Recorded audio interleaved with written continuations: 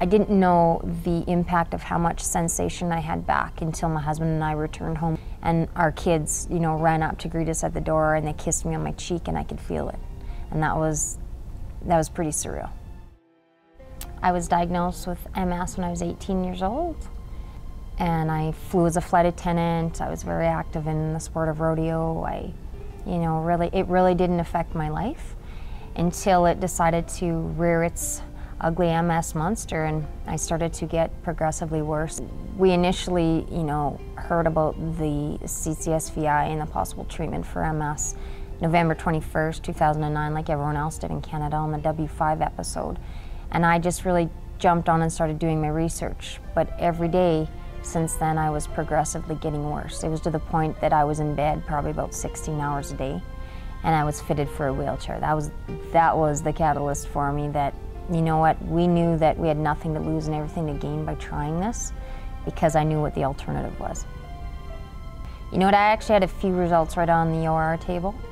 I didn't think I had a problem with my vision, but apparently I did, because when they unblocked one vein, it's like I could see through HD TV eyeballs.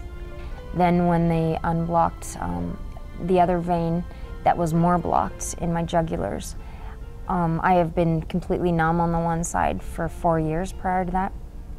And I didn't get feeling total sensation back, but I could feel the blood flowing on that side. I could, and I had improvements that lasted about 3.5 months. And then I started to notice some symptoms come back that I had relief from.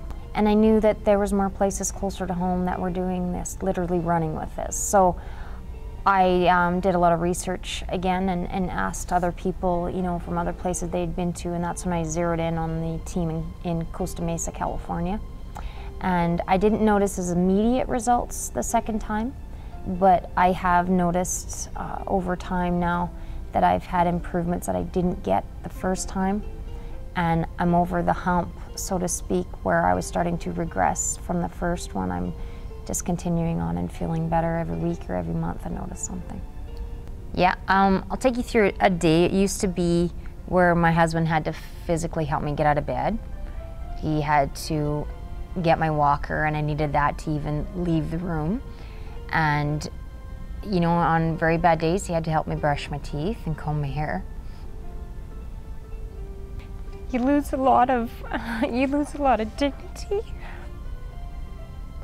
with this illness, and this has given me a lot of dignity back.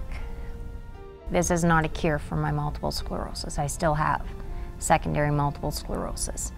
Right now, this has been, since I've had the procedure done, I'm on no medication and no drugs, and that's the first time in my life I haven't been on anything for my multiple sclerosis. So who knows how long that'll last, but I'm at least enjoying it for the break for my body, that is.